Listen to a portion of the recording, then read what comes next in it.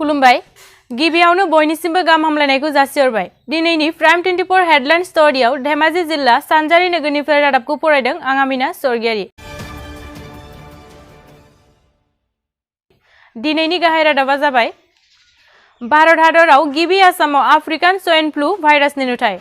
भारत हादरनि गुबुन गुबुन रायजोनि करोना भाइरास साग्लोबसारनायनि सानखो।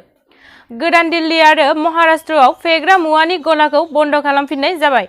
मोनफ्रोमबो रायजो सरकारा गुबुन रायजोआव फरायनो थाहैनाय फरायसाफोरखौ बेसेन नाङि गावनि रायजोआव लाबोफिननो फोसावदों।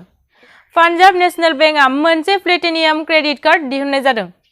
स्टेट बेंक अफ इन्डिया बेंकआ 45 मिनिटावनो 5 लाख लन होगोन होनना फोसावदों। दानिया फैदो आबुं रादाबाव। दुलाराय भारत नाङैनो करोना भाइरासनि थाखाय गोबां दुखु खस्थजों सोलिबाय थानायनि समाव हादराव आरो गोदान मोनसे भाइरास सौफैनाय जादों।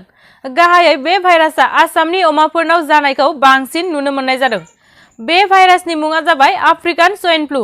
बे भाइरासआ दासिम आसामाव 25,000निबो बांसिन अमाखौ बुथारनाय जाबाय।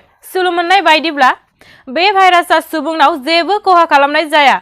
बेबादि जाथायखौ नुनानै सरकारा साखाथियाव थानाय सावस्रि बिफानजों सोमोन्दो लाखिना भेक्सिन होनो बयखौबो खावलायनाय जादों।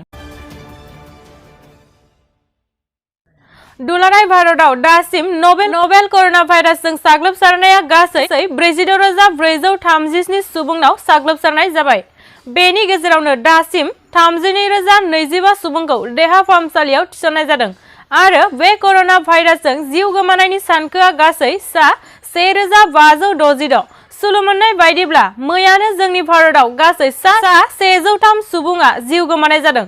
बेखौ नोजोर बोना सा-सानजा भारतनि त्रिपुरायाव गोदानै 13 सुबुंनाव पजिटिभ मोननाय जायो आरो दासिम आसामाव 43 सुबुंनाव पजिटिभ मोननाय जादों। 5 मे खालारखालि गोदान दिल्ली आरो महाराष्ट्रआव फेग्रा मुवानि गलाखौ बन्द खालामफिननाय जाबाय। मानोना भारत सरकारा ग्रीन जोन आरो अरेन्ज जोनाव गोबां गलाजों खुलिनो होनायजों लोगोसे फेग्रा मुवानि गलाखौ खुलिनो पारमिसन होदोंमोन। नाथाय गोबां जायगाफोराव गोबां सुबुंफोरा ससियेल डिस्टेन्सखौ मानियैखौ नुनो मोननाय जादों। बेनिखायनो बेबायदि सुबुं थुबुरखौ नुना गोदान दिल्ली आरो महाराष्ट्रआव फेग्रा मुवानि गलाखौ बन्द खालामफिननाय जाबाय। बावैसो सिगां भारतनि गंफ्रोमबो रायजो सरकारा गुबुन गुबुन रायजोआव फरायनो थाहैनाय फरायसाखौ बेसेन नाङि गावनि रायजोसिम लाबोफिननायनि रादाय होनाय जादों।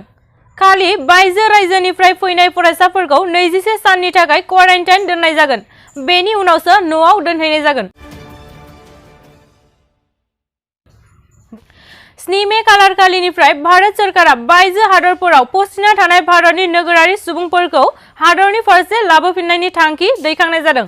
गाहायै बेनि थांफैनि गाहाय राहा लामाखौ अख्रां जाहाज, दैनि जाहाज आरो माखासे थांफैनि थाखाय सरकारि माखासे गारि हगारनाय जागोन। 4 मे खालारखालि पान्जाब नेशनेल बेंकआ मोनसे बयनिबो सुबिदानि थाखाय प्लेटिनियाम क्रेडिट कार्ड दिहुननाय जादों। बे कार्डजों गाहायै बयनिबो रायजो राजानि सुबिदानि थाखाय दिहुननाय जादों। बे कार्डजों रां दिहुननोब्ला जेबो पिन नाम्बारनि गोनांथि गैया। बेनिखायनो बे कार्डखौ नांगौब्ला जायफोरा पान्जाब नेशनेल बेंकआव एकाउन्ट दं बिसोरनो अनलाइन एबा ब्रान्चआव थांना एप्लाइ खालामनो हायो। गोबां समनिफ्रायनो भारत हादरनाङै लकडाउन जानायनि थाखाय भारतनि रांखान्थिखौ नोजोर बोना SBI बेंकआ पार्सनेल इमारजेन्सि लन मुंनि बयनोबो 45 मिनिटनि गेजेरावनो 5 लाख रांनि लन होगोन होनना फोसावदों। बेनि गेजेरावबो गोजोनथाव रादाबा जाबाय जायफोर सुबुङा लन लानो सानो बैसोरनि थाखाय 6 दाननि EMI होनांनाय नङा होनना फोसावदों। एसेयावनो दिनैनि रादाबखौ फोजोबनाय जाबाय। गोजोन्थों।